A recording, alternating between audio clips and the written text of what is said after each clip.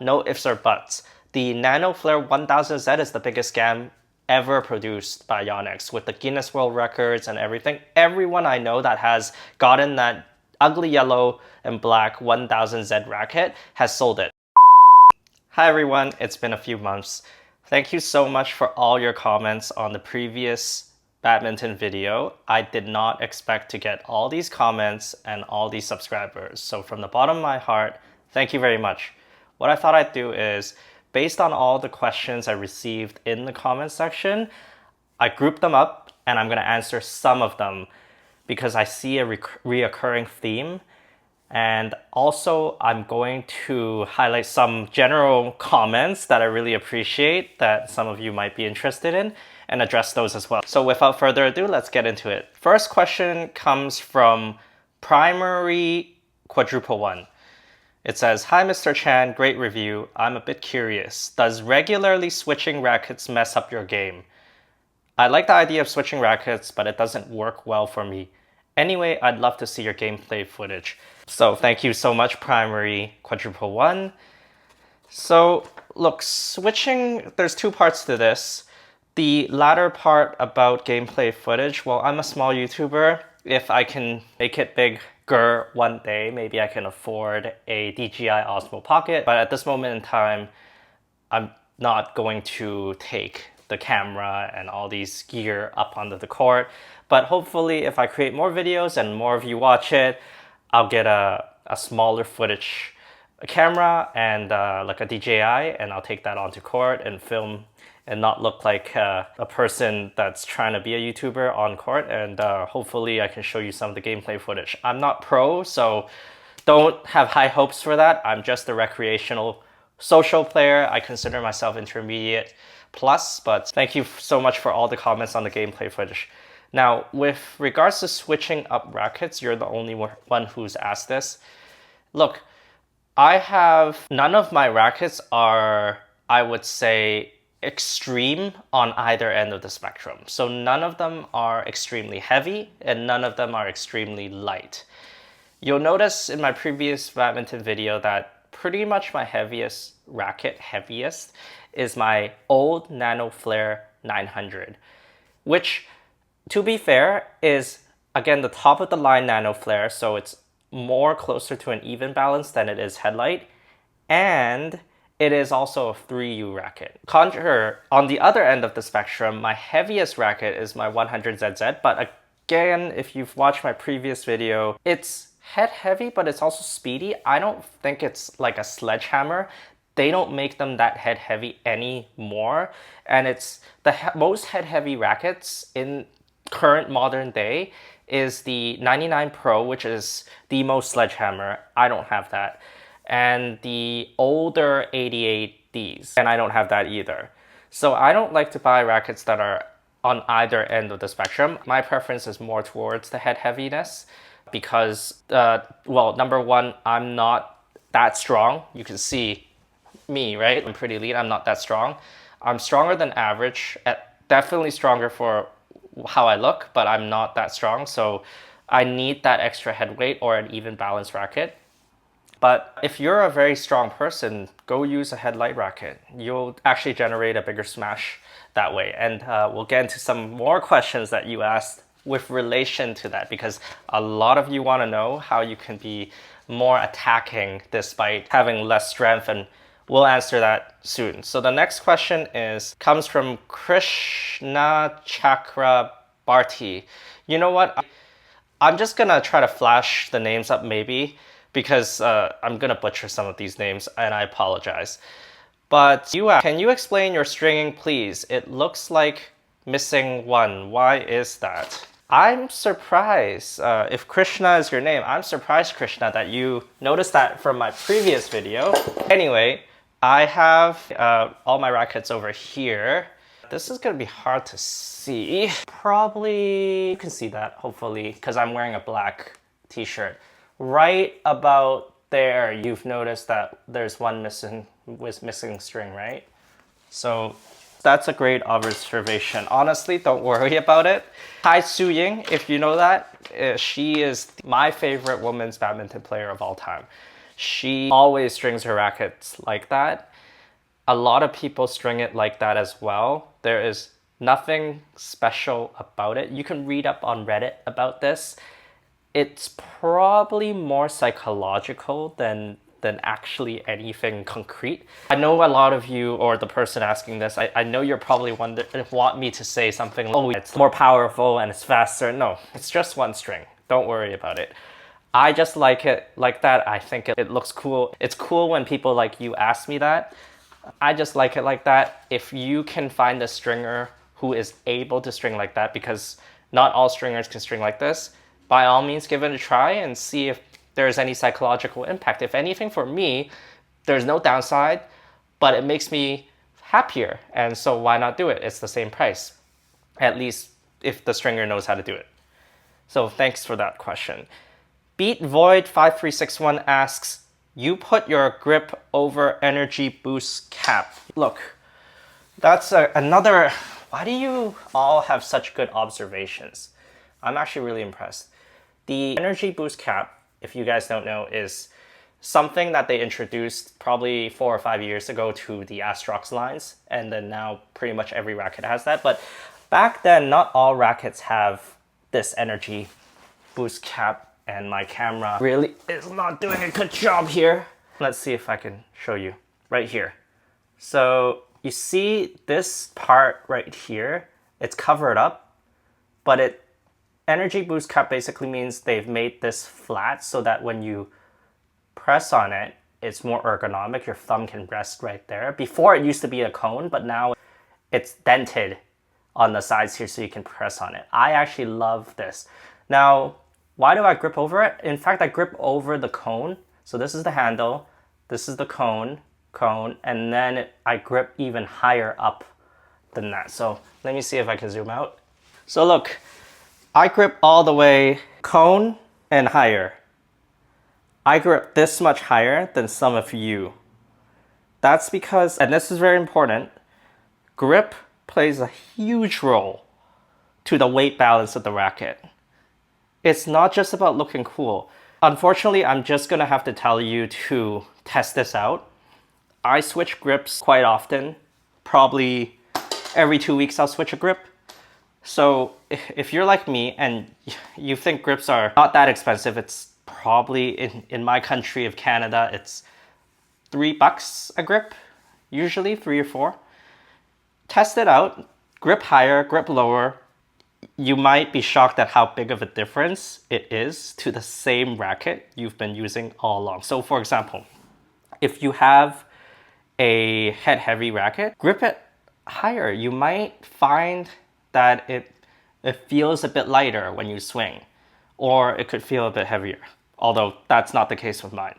So I just like to shift the weight balance on my rackets to my liking with grip.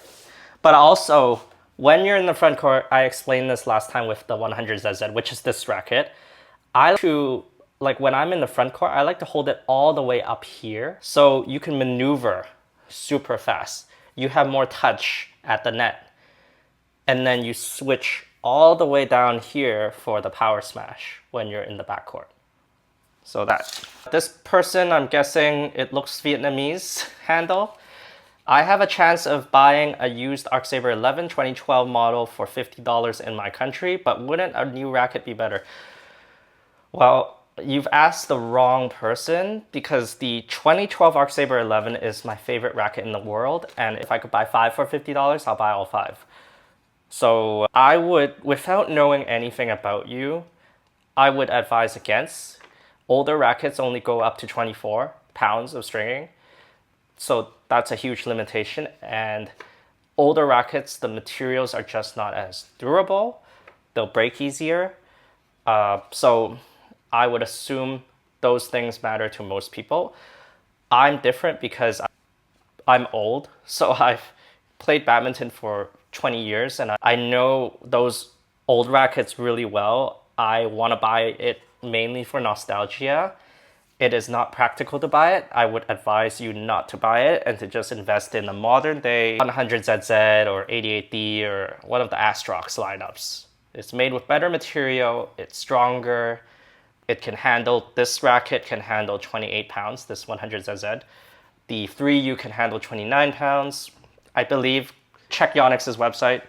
So I would not do that.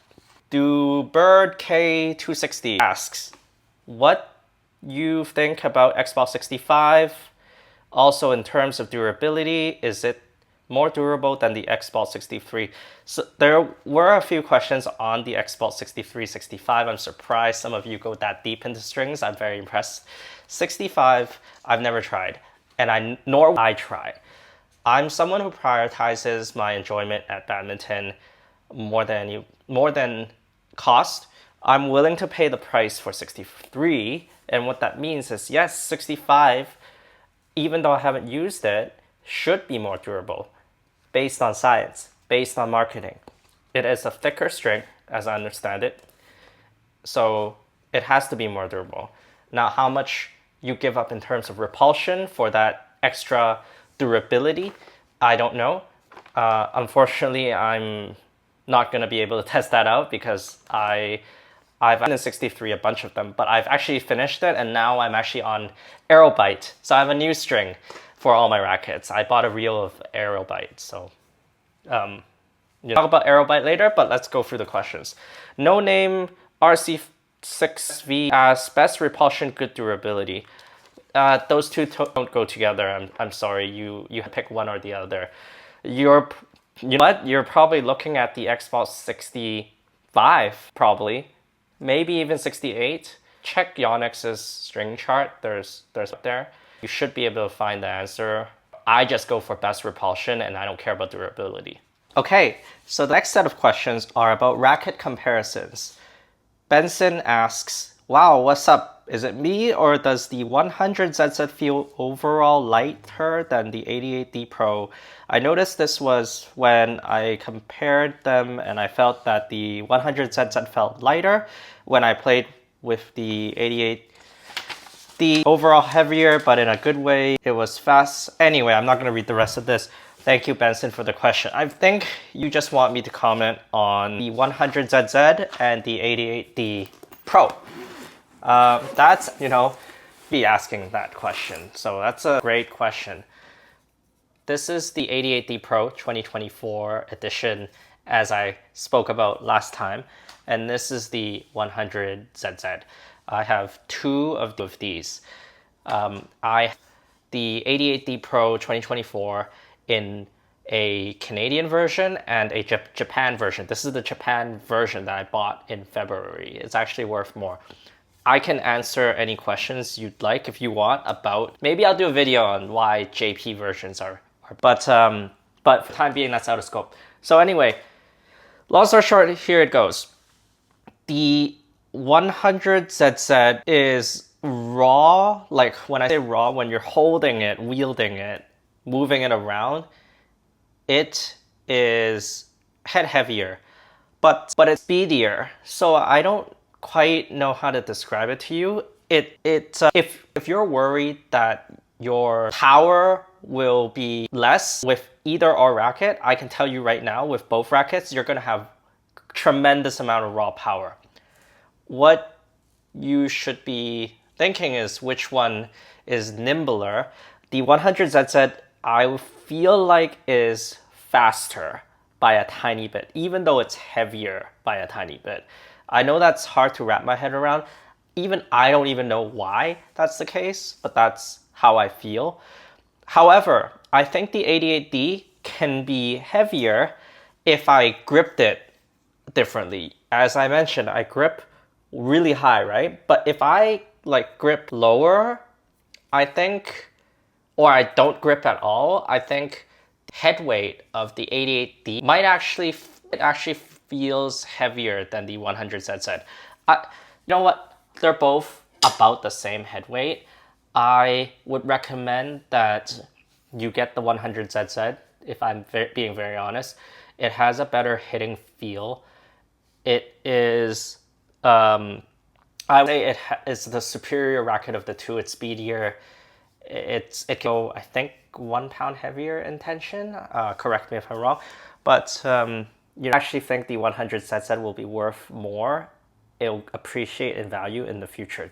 Don't hold me to it. That's just my opinion. The set is harder to use, but that's the major downside of the 100Z set. It is a Z frame. I mentioned that last time. So just keep that in mind. If you want to prioritize user friendliness, the 88D Pro is more user friendly. It is a tad slower in my opinion, and both have tremendous amount of power, more than you ever need.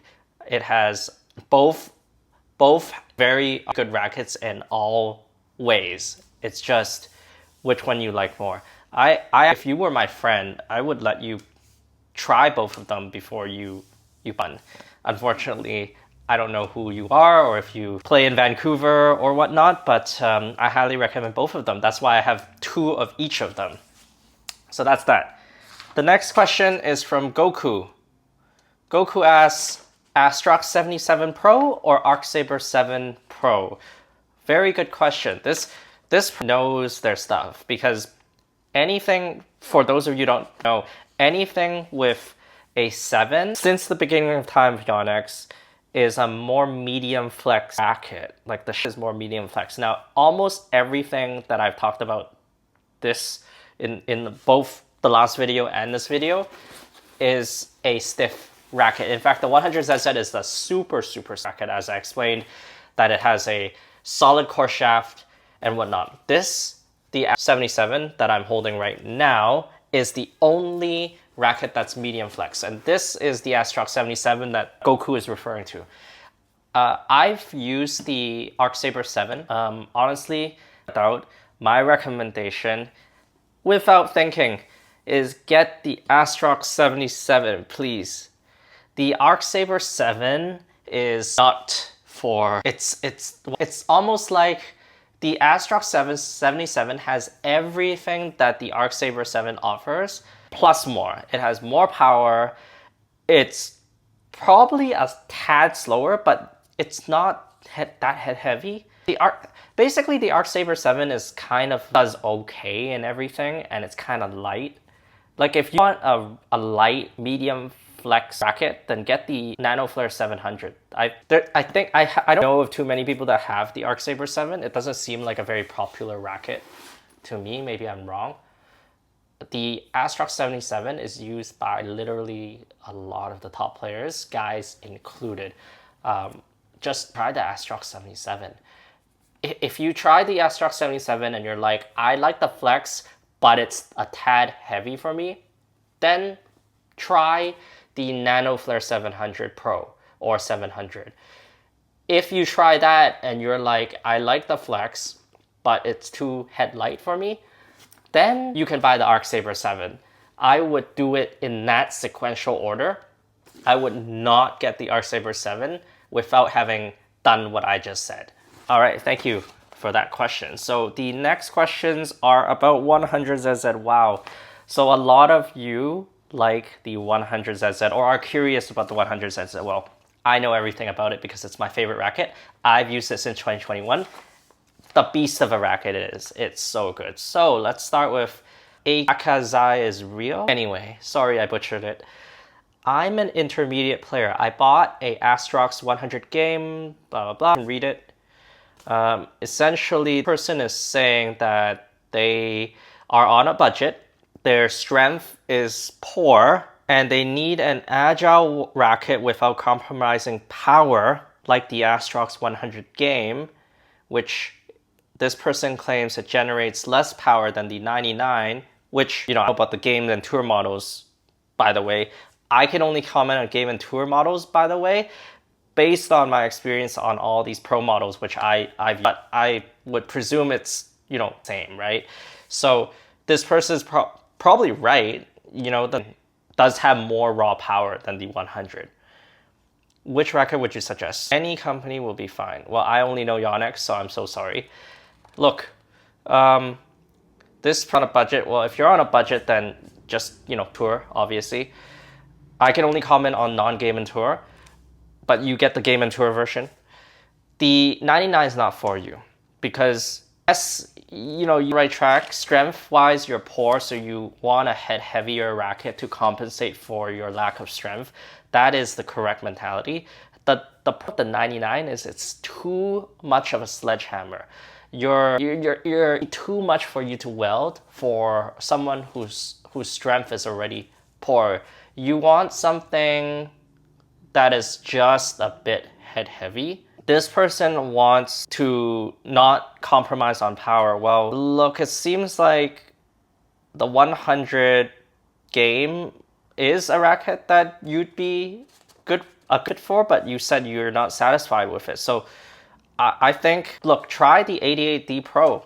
Try the 88D Game Tour models. Try the 77. Don't let your ego get into the way of you choosing a racket. This is very important. It's took me many to admit that it was my ego. A lot of people, they want like a racket, they want high tension, they want super head heavy, but then they're like, I really do too well with it. I thought it had a lot of power. Exbolt said they complain, right? Look, it's your ego. You can't handle the racket, so go lower. Tweak the weight balance. Go down the weight scale. Get a 4U instead of a 3U. Try medium flex shaft. Just until you find the one that's for you, because there's no one size fits all. You know, if a lot of you think, you know, strength, you want smash, like this person thinks 100, Astrox 100 produces a lot of crazy smashes and 99 does. No, it not really. If you actually look up the facts, the world record smashes, the fastest in the world smashes, they're all done using headlight rackets, believe it or not. Now, headlight rackets, I can't generate that raw power, so to me, the smashes aren't that good. But if you have the raw power yourself, if you have the core strength, any racket will do. In fact, some of the most craziest smashes were also generated by the old Arcsaber 10, Arcsaber 11s, the even balance rackets. So, you know, he is a very pro head heavy person because it helps compensate for your lack of core strength. But you don't want to go too head heavy. So try the Arcsaber 11, try the 88D, try the 88S, try the Astrox 77. Try all of them. I'm sure you'll find something that works for you. And hey, you never know. Maybe you actually do have the strength. You just don't have the strength suitable for a head-heavy racket, but maybe the whip, because it's about the whip and the momentum, right? It's not just about the head weight. It's about how fast you can whip it. Maybe with the 800 Pro, with the Nanoflare, you might get a monster smash. You never know unless you try. Okay, the next person asks, hello, Mr. Chan, thanks for the information. I'm an intermediate level player. I mainly focus on attacking. I've been playing with a leaning and I want to up my smash skills. I got to know that Astrox 100ZZ is the best racket there is. But you've mentioned that unless one is really good at their game, they are not going to get much out of that. And since I'm not pro to advanced, can you tell me whether this racket can be useful or not to upscale my game? If yes, can you also suggest the string and tension for good smashes? Thank you very much in advance. Well, thank you for that comment. Thank you for everyone's comment. You're right that the Astrox 100ZZ best. You're right that the Astrox 100ZZ a very hard to use racket. I just don't want you to be not satisfied if you get this racket. You will miss hit. It's a Z frame. It is a super stiff racket. You're gonna have to produce that whip yourself. There's no compensation in that whip to help you out. But 80 is what I would suggest. It is a tad less stiff than the 100ZZ. It has a larger sweet spot. Like I said, it's a little bit less quick, but it produces the same level of smashes as the 100ZZ. So I'd highly recommend you try the 88D Pro, the current model, 2024 version, and see how you like it. Brandon, do you think the 3U version of the Astrox ZZ is viable in doubles? No. I mean, one size fits all. I don't know who you are, Brandon. You might be like this player on Earth. You might have crazy muscles. I can tell you two people I know. I don't know them personally. There's two people in this planet that uses a 3U Astrox 100ZZ. One is Victor Axelsen, and the other is Akane Yamaguchi. They're both Olympians, right? So, and they play singles. I really don't think you should get a 3U 100ZZ for doubles. It is just going to be too heavy for you. Hi, what are your opinions on the 3U version of the 100ZZ? So same, my opinions is it's unnecessarily head heavy and heavy. Like why? The 4U can generate just monster smashes by itself. Unless you have the power to be able to constantly whip a 3U 100ZZ and bounce around and doubles really quickly, which rarely do people have that ability. Just too heavy. Okay, the next 2 or 3 questions are about attacking gameplay. So Game Life asks, which one would be better? 99 game, 88D game, 3rd gen. I prefer aggressive gameplay and I want power. I already have the 99 play, just purchased a couple of days ago, but planning to change. Please tell me. Well, 99 is too slow. If you push to the 88D, I feel like you're gonna generate just as crazy of a smash. You're gonna be enjoying the court a lot more because it's more nimble. 88, to answer your question. DJ Blackwing asks, just getting back into badminton, I'm an attacking player. What do you think of the Nanoflare 1000Z versus the Astrox 100ZZ? No ifs or buts. The Nanoflare 1000Z is the biggest scam ever produced by Yonex with the Guinness World Records and everything. Everyone I know that has gotten that ugly yellow and black 1000Z racket has sold it. I've used it personally, so don't get me in the comments because like I use it. Just because I don't have it doesn't mean I haven't used it. I've used it many times. It is just such a bad racket. The marketing on that was overhyped, frankly. The feel was bad. It had the smallest sweet spot. It had like the frame. The weight balance was weird. It was like probably balanced, but honestly, it wasn't like a feeling even balance. Don't get me started. The Nanoflare 1000 said, if you are watching this video, I forbid you to buy it. Between 1Z and 100ZZ. That's my opinion. Now, some people like the Nanoflare 1000 Z, so just, opinion only. Mirage. So, some of these next ones are just general commentary. I think there's no more questions anymore, but I'd love to go through some of these comments that you've provided. Thank you very much in advance. So Mirage says, you mentioned something that was key for me in this video, the fact that you keep using easier rackets for when you feel off. I never even considered this to be an option. I do keep my easier rackets with me, but I only keep them for if my main racket breaks. I have the Nanoflare 1000 set. I'm sorry, so sorry, I that racket. And the racket is beautiful to use, but it is very stiff, and by the end of my usual 2-hour sessions, if I have played against someone particularly troublesome doubles team, then I am quite tired and am not able to generate the racket speed to get the best out of it. Yeah, so before I continue with this comment, the 1000Z is also a very, probably is the most demanding racket to use. Probably more so than the 100Z. Even I wasn't like able to use it. I just couldn't see myself using it. I used it for 3 hours and I couldn't even get a few good hits out of it. It just seemed like there was no sweet spot at all. Now, the Astrox 100Z is hard, but I couldn't believe how hard the Nanoflare 1000Z was to use. So it just takes away from enjoyment. Again, it's an ego thing. If you're like, oh, that's the best racket, I have to get it. Well, that's your ego talking, not your enjoyment talking, okay? So continuing on with this comment, it was more of a perfectionist thing for me that I have to use the best racket all the time. Again, that's your ego.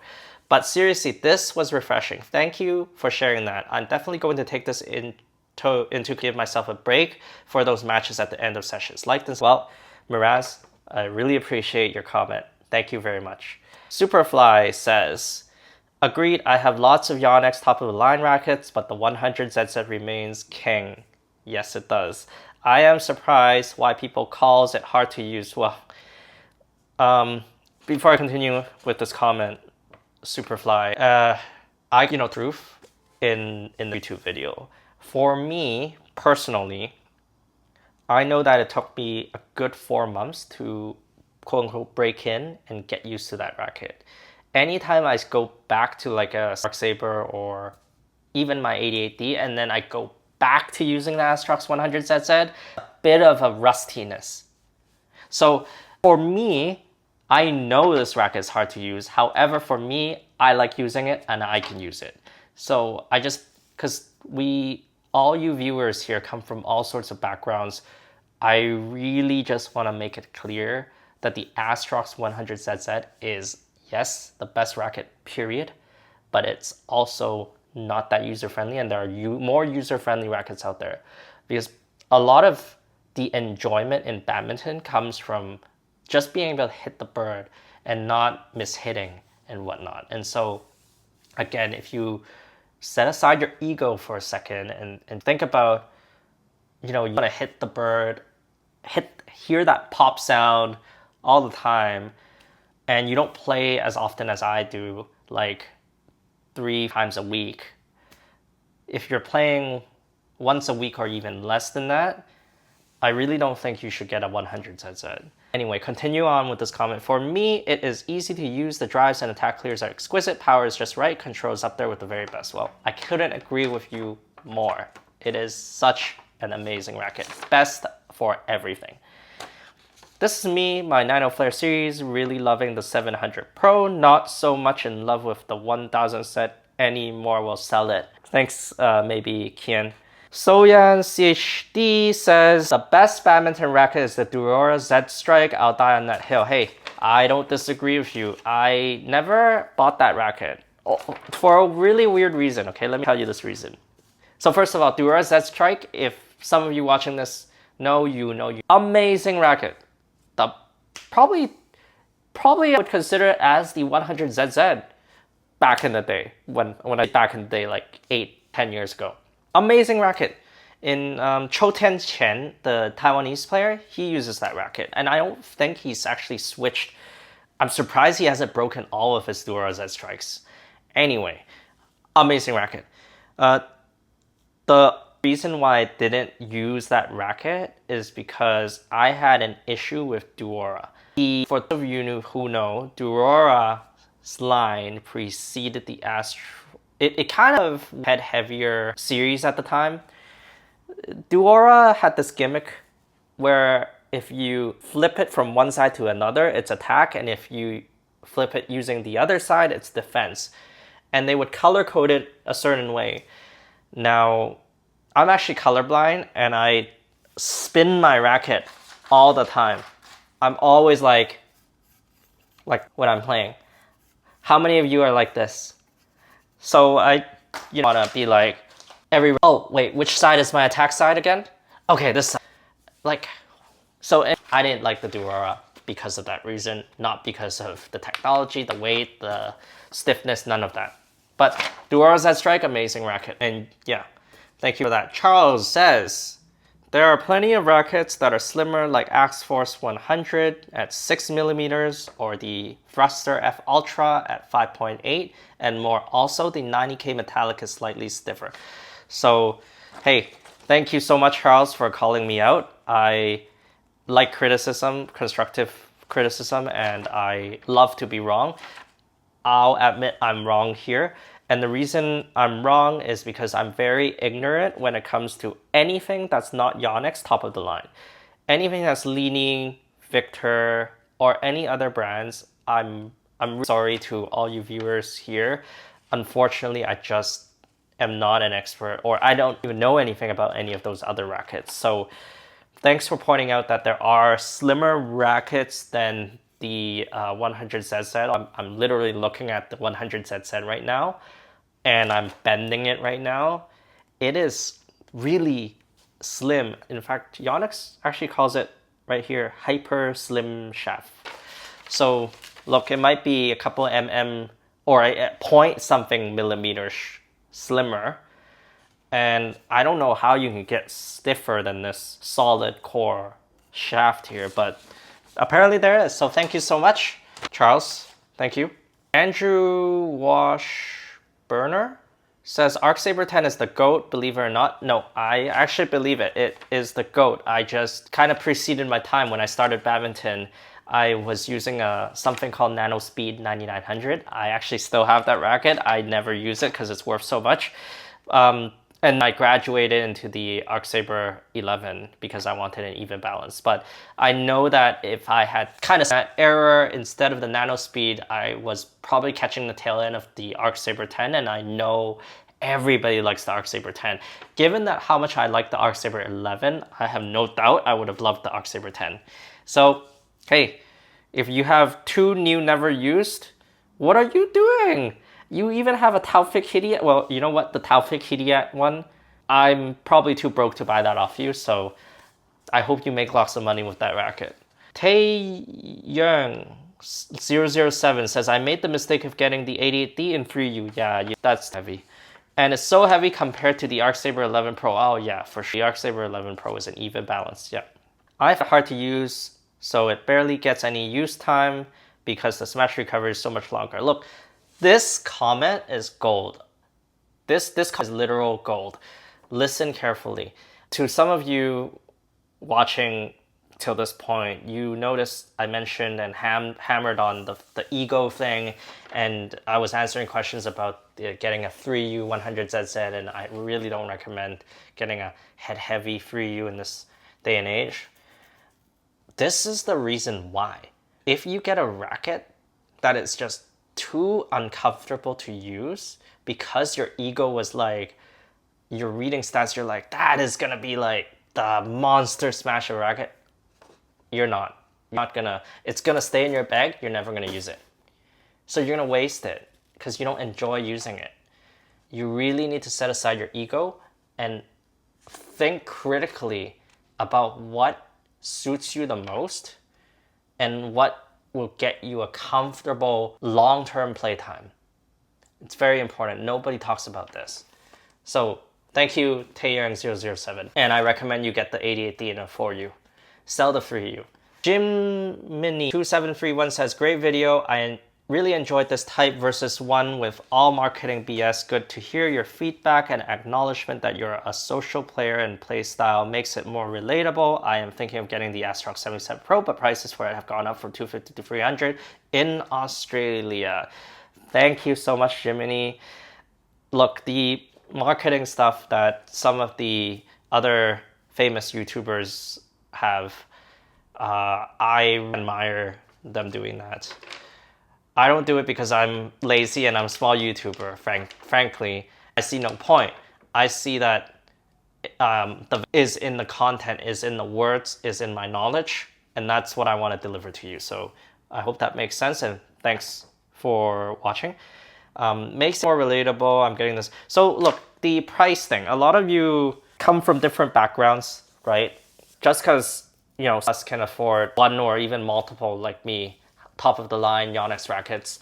There are lots of people, at least in Canada, and I'm sure in Australia, that are struggling to keep up with the cost of living and I'm pretty paycheck to pay. I buy like all the rackets all at once, right? I buy maybe one every 2 years or something like that once I've saved up. So what I'll say about something like the Astrox 77 Pro or any of these top-of-the-line rackets that I've showcased, 90% or even almost 100% of the time, all my rackets have gone up in value over time. Yes, you're gonna pay $300. Yes, the price went up from $250 to $300, but I think, and again, don't sue me, don't hold me to this, but I think in 10 years, that racket will be worth equal or more because it is a really good racket. And famous players like An Se-young have used the Astrox 77 Pro. Now, Astrox 77 Pro, less so for a chance of appreciation. 100ZZ, oh my god, I almost guarantee not you, but myself, that this racket, the 100ZZ, will go up in price. Guaranteed, in my own personal opinion. The reason why I'm so confident is because of this. This blue, so I just switched it to the blue 100ZZ. Look it up in your hometown country, how much the blue 100ZZ is. Just look it up right now. And leave a comment telling me, I need to know in your country how much this blue navy 100ZZ costs right now. Because in Canada, it's like $5-6 now. The reason why is because the blue one, well, I mean, we started, but the blue one, it's not just about the color. First of all, it's discontinued, that color. Only this Kurenai one is available, and the blue one's discontinued. But second, the blue one plays better. No, it is not psychology. I've actually weighed it raw, and it is 1 gram lighter. It is whippier, it's faster. I don't know why. The blue one is just way better. Now that may be my small sample size here, but almost everybody unanimously that I've spoken to have said that the blue one is slightly lighter for some strange reason. And it plays much better. So I want to buy another blue one, but it's too much money. I wish I would have bought in 2 blue ones back in the day. So that's that. And finally, last comment is from Life's Hourglass. Says, distracting subtitles. Again, constructive criticism, I really appreciate, and I will take note. Thank you very much for that. Now, so today I've only chosen a couple comments here to talk about.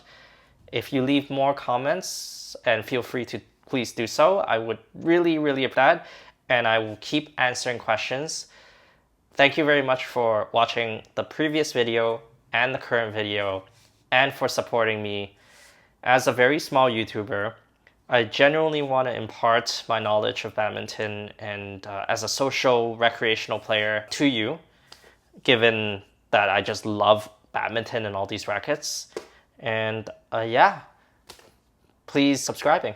Have a great day. I'll see you next time.